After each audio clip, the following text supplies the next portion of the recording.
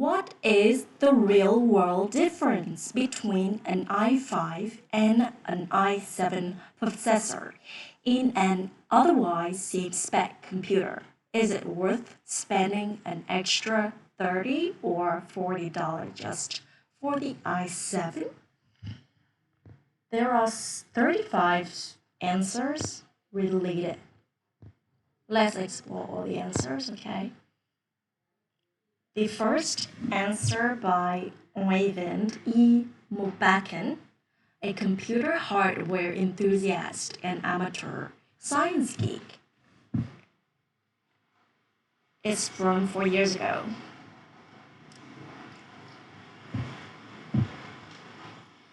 There are no physical differences in the manufacturing process between an i7 and an i5 Intel CPU, at least not within the same generational architecture. Meant for the same platforms or socket and chipset. Let's take the current desktop consumer platform as an example.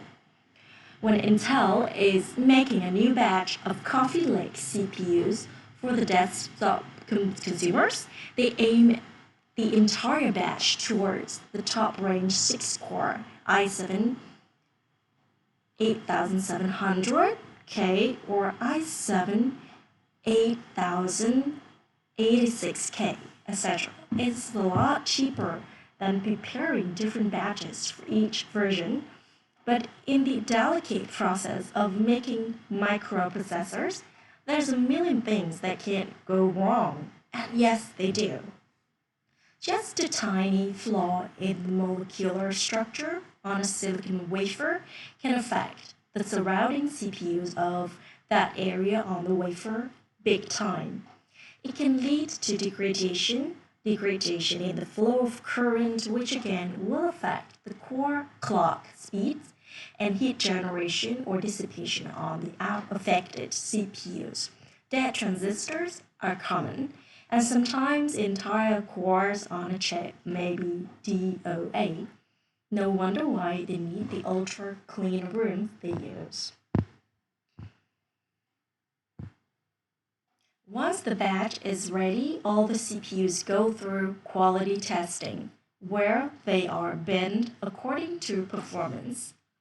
The top performing ones are packed and sold as the top i7s we mentioned earlier because they passed that processor's minimum requirements on tests such as core count, clock speeds, transistor count, memory controller, heat dissipation, power management or temperatures, hyper-threading, cake memory, latency, etc.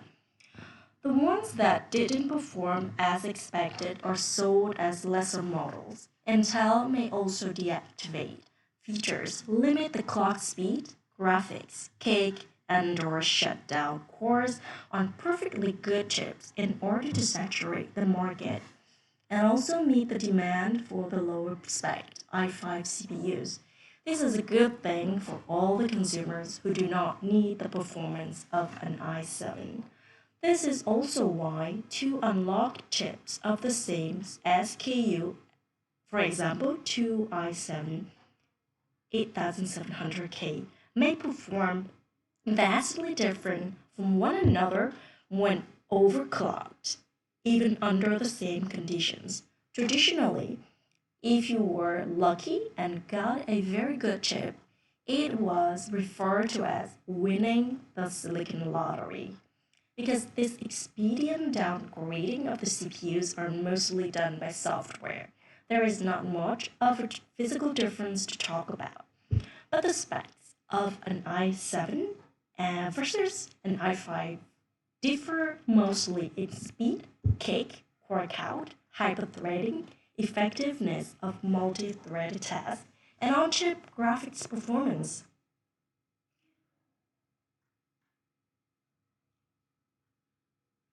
The same methods are also used for the Pentium i3 range and also HEDT range or high-end desktop, like the i9 series for the X299 chipset, which are basically Xeon W chips that didn't make the cut.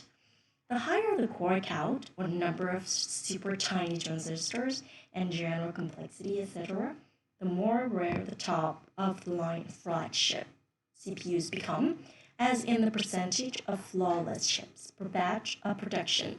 That's why Intel is trying to justify charging over $11,000 for a 28 core Xeon Platinum 8180 processor.